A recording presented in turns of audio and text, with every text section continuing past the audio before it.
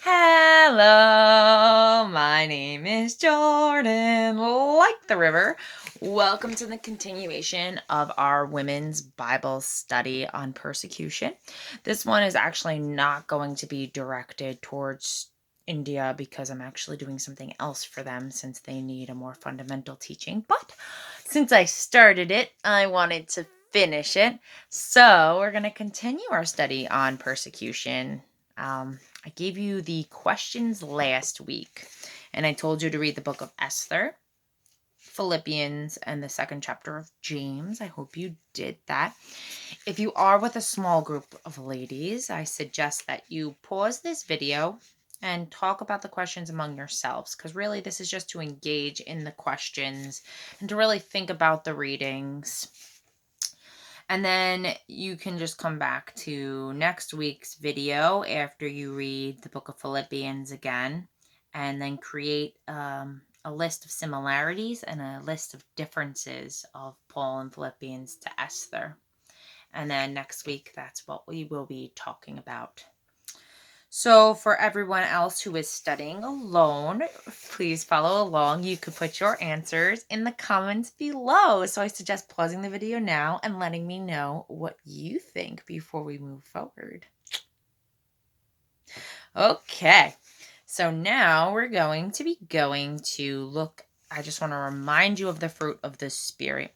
So we have love, joy, peace, patience, kindness, goodness, faithfulness, gentleness, and self-control. Oh, by the way, if you notice, I'm wearing a rubber wedding band because my engagement ring is a little too big for my finger and flew off into my yard the other day. So I have to get it fitted. So you might be seeing the rubber one for a while until I get it fitted because I'm not losing my ring. That'd be terrible. All women can relate to that, I'm sure, if you've been engaged. So now we are going to talk. First question was, do you feel like you're trapped in a pagan land, and does it affect your relationship with God? So personally, I do think America is very similar to a mini Babylon. We have a lot of different religions here. We have a lot of secular thinking. And I think it has somewhat shaped my mindset. And it was kind of hard coming to the truth of Jesus because there were so many different ideas. And I think it took way longer for me to come to Christ than it should have because being in a pagan land. But I don't allow it to affect my relationship with God. I allow God to correct me when I'm wrong, because I do realize that my surroundings and my upbringing weren't Christian. And so I ask God to reveal to me what He wants from me and how I should think and what should be reformed in my thinking. So, yeah, that's the first question. Now, the second question. So, what are your thoughts and reactions to Esther 1, verses 10 to 12? List reasons for Queen Vashti's refusal. And do you think she was right to refuse, and why? So, I think she might have refused for a couple of reasons. One, she might have been embarrassed. 2, she could have been angry at the king. 3, she could have been having just fun with the ladies and didn't want to leave. Or 4, she could have been doing a power play and was showing her power as queen and trying to do a coup over the king. However, I do think she was wrong to refuse, and I think that's why she's such a good contrast to Esther. Because Esther is pretty much everything that Vashti is not. And why I think she's wrong to refuse is because that's her husband. So that's the person that she's supposed to be with. That's who was put in charge of her. That's the authority over her. And 2, that's also the king. That's the other authority over her. So she's 2 of the most important authorities over her, and she refuses him. And that embarrasses him. And that puts him in a bad situation because he was trusting that she would do what was right. He probably just wanted to say, look how beautiful my queen is. and show her off. And I don't know what went on back then, so I don't know if anything weird would have happened. Maybe that's why she refused as well. But she agreed to marry him. She should have been obedient. She should have practiced self-control, patience, and love. She should have dialed down her ego, and she should have listened like a Proverbs 31 woman. So in Proverbs 31, we go to verses 11 and 12.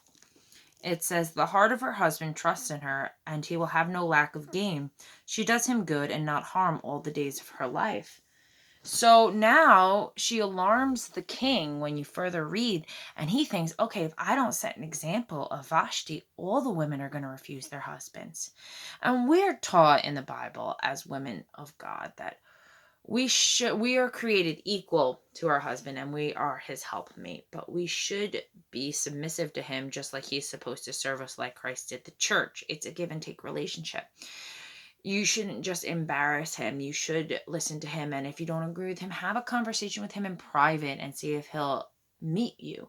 Don't just embarrass him in front of his friends or in front of the community, because our job as Christian wives is to build up our husbands, and that's how we become Proverbs 31. We have to take care of our families, we have to take care of our husbands, we have to make sure we have a decent reputation and they keep their decent reputation.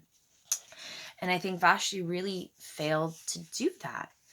And because of her position and her power and her authority, Xerxes was forced to do something against her so that other women wouldn't rebel against their husbands and there wouldn't be like a feminist uprising. And as we can see in our culture today, especially in America, with the feminist uprising, is that it leads to a lot of broken families. It leads to a lot of women not knowing how to be wives. It leads to a lot of fatherless homes. And of course, that does have to do with the behavior of the men as well. You can't say that men have been all peachy towards women, but we need to realize, especially as Christian, that men were created in a marriage to sacrifice for their wives like Christ did the church. And in return, wives are supposed to serve their husbands like Christ did the church. So it's a give and take, and it's a submissiveness and a leading. So that's very important. So on to the next question is write a paragraph about Esther's character and relationships with others. So I wrote, Esther in chapter 2 had a deep love for Mordecai, so she submitted to what he said. She was patient and went through the year's beautification ritual. She was faithful and kept her identity hidden. She showed self-control by listening to sound advice from the king's eunuch. She was a virtuous and beautiful woman, easily liked and kind, so she moved up quickly due to her character and became queen. So you'll notice that there is a certain submissiveness about Esther, but also a certain strength.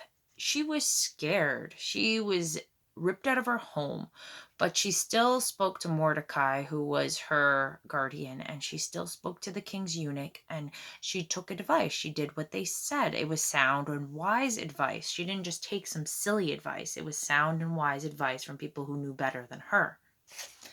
And so she implemented that. She practiced patience. She did the whole year beautification ritual. She did everything she was supposed to. And she did it with a grace and a character that really made people fall in love with her. And I think that is a display of a Proverbs 31 woman. So the next question is, compare Sarai in Genesis 12:10-20 to Esther. So this is before Sarai becomes Sarah.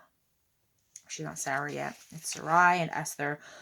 Both submitted to the men who were their covering. Sarai, Abram, and Esther, Mordecai. Both were taken to the king's house because of their beauty, and both were protected by God. So Sarai is brought into this land by Abram, and they see her beauty, and he says, well, if they think you're so beautiful, they're going to kill me so they can marry you. And he's like, well, you have to pretend to be my sister. Now, no one wants to hear that from their husband. No one wants to hear that. Like, I have to be your sister? Like, you're not going to, like, claim me as your wife? Like, what? But she was submissive and she trusted in what was happening. She followed him. It's who's her covering. It's who God put as her authority. And she was like, okay, well, I hope this works out. and it did. God protected her. And in a similar way, Esther listened to Mordecai and God protected her. So there's a certain way that the women are acting. They are listening. They are going forward with faith, even if they don't like the plan. I'm sure Sarai did not like the plan of pretending to be his sister, but she still listened and she still did it and she still had trust that it would work out. And it did. And that's what's beautiful about it. So we need to trust that even if maybe you're with a man and God says, yes, this is the person that I have for you, and you prayed about it, and even if you don't like what they're doing, you're like, wow, this is like really sketchy. Not sketchy. Let's say you like think it's not like something that you're like, oh, this is like weird. I think weird is a better word. And because certainly it's weird to be his sister. It's weird. But you're like, okay, well, if you're gonna tell me to do this, I'll do it. It's weird, but I'll do it. It's not like I'm sinning against God. If he tells you to sin against God, don't do it. Because God's your first. But if he tells you to do something that's not sinning against God, there's no reason not to do it. And maybe it seems strange at the time, but God's going to work it for something even better and greater and good. And you don't realize it at the time because God is mysterious and he works out of the strangest of situations. So you just have to have faith that it'll work out. If you've ever dated or been engaged or married, I'm sure you know what I'm talking about with some of the weird stuff your man has like been like, okay, I guess. So now we have Haman's attitude towards the Jewish people in chapter 3. So he looked to destroy the Jews because Mordecai, I think he felt intimidated by Mordecai, honestly. So Mordecai wouldn't bow to him because Jewish people don't bow to anybody but their God. And honestly, as Christians, we shouldn't bow to anybody but our God either. So Haman was really like hungry for power. He wanted to be second to the king. He really wanted to be in charge. He was so excited when Xerxes gave him his signet ring and told him he could do decrees to kill the Jewish people. So he just wanted destruction for who he thought was his enemy. He thought Mordecai was his enemy, so let's kill Mordecai's people. Let's kill Mordecai. And then he could have all the power he wants. Well, Mordecai was just doing his thing. Mordecai was not like, I'm your enemy, Haman. No, Mordecai was just like, I gotta pray. My people. Esther, what am I gonna do? God, help me. And he was just following the commands of God. You know, he wasn't like, thinking, I gotta take down Haman. But Haman was so power hungry. He was paranoid. He was like, yes, gotta take down Mordecai. So we got to watch out for people like that, because sometimes when we're doing Christ's work and we're following God's work, there are going to be people who want to take us down because we're doing that, and they're not going to be happy with what we're doing. And you have to watch out and just trust that God will work it for our good. Okay, so instances in my life when I had to obey God rather than man. So I think the first one is when I left Catholicism. I had a dream about like marriage of death and the Catholic Church, and it just didn't settle well with me. And I knew that dream came from God. Sometimes you just know. If you ever had dreams that come from, a psychological dream from a dream that's not psychological. And if you have dreams, I mean, at least I do. And I just couldn't be Catholic anymore. I just really couldn't. And people didn't understand it because I was very involved with the Catholic Church. I was starting a young adult group at the time in my local church. I went to daily mass. Like, it really came out of nowhere. And when I had left, I did receive a lot of backlash, and people were saying that I left because I didn't like the priest, and people were saying that I left because the priest destroyed the young adult group. Sure, there were some things that went on that made the young adult group die off, but I never blamed the priest. I never have anything against the priest, and I still don't have anything against that priest. It was never about that. It was about a dream that the theology led to death. And now I know it's because it's a work-based theology. And now I know it's because there is a lot of paganism in Catholicism with the worshiping of the saints and the worshiping of Mary. And it's kind of like in the book of, I think it's 2 Kings, or maybe, yeah, it's 2 Kings, where there are people worshiping all of the mini gods and God. And God's offended because they're worshiping the mini gods and him. So as much as they're still honoring God, they're still worshiping the mini gods. And that's how I view Catholicism. Sure, they worship Jesus, they worship God, but they also worship the mini gods. And I don't think God's very happy with that. And I think the tradition, so I had to leave. There were a lot of people that were not happy that I left. I mean, my grandmother threatened to disown me because of it. Yeah, at the time. She didn't actually end up disowning me. But yeah, and that was upsetting because that was like right before she died. So that was something I really had to deal with. But you have to listen to the commands of God. God told me to leave and I had to leave and I had no choice but to leave. And if I couldn't explain how or why, I just had to do it. So I obeyed God, even though it came with all this backlash. And the second one is when people wanted me to commit to churches. Well, I had another dream about something called the Festival of Christians, where I'm supposed to run from, it's hard to explain. I'm supposed to run from the priest and learn theology through going through this festival. And a lot of churches that I would go and visit wanted me to commit to them, Oh, you have to commit to me. Oh, you have to commit to me. And I was just like, well, that's not what God wants me to do right now. I did go to one church where I thought God might want me to commit there, but it turned out that that was not the case. And at the end of the day, you do receive a lot of backlash because everybody wants you to be a member of their church, of course. And so it's not that I didn't want to be, it's just that's not what God told me to do. And it's very hard to explain what God tells me to do. It doesn't make a lot of sense in English explanation. It's like a very personal relationship. So when he tells me to do it, it's like, how do I explain this to you without sounding loony and crazy? So yes, I have received instances where I had to obey God rather than man, and a lot of people really just didn't like it, and I felt bad, and I have a lot of guilt problems, which I'm getting over, so I would always feel guilty about it, but I knew following God was the right decision, and I still stick to that, and it's never anything personal against the people. I've never been to a place where I don't love the people, but it's where, you got to do what God wants you to do. So I think now where we are. So I think write a paragraph about Haman's character. So Haman's character is prideful. He wants to be king and treated like a king. He is selfish and willing to kill an entire people for his pride. So those are the type of people we need to watch out for, especially when it comes to persecution of the church. So why do you think Esther responded like she did in chapter 4, verse 11? Was her response due to fear or lack of faith? Was she being submissive? Esther was both reporting to Mordecai and was afraid to do his command. On one hand, she was being submissive to the king, but on the other hand, she was not being submissive to Mordecai. Since Mordecai was her father figure and followed her God, she ought to have been submissive to him first, and the king second.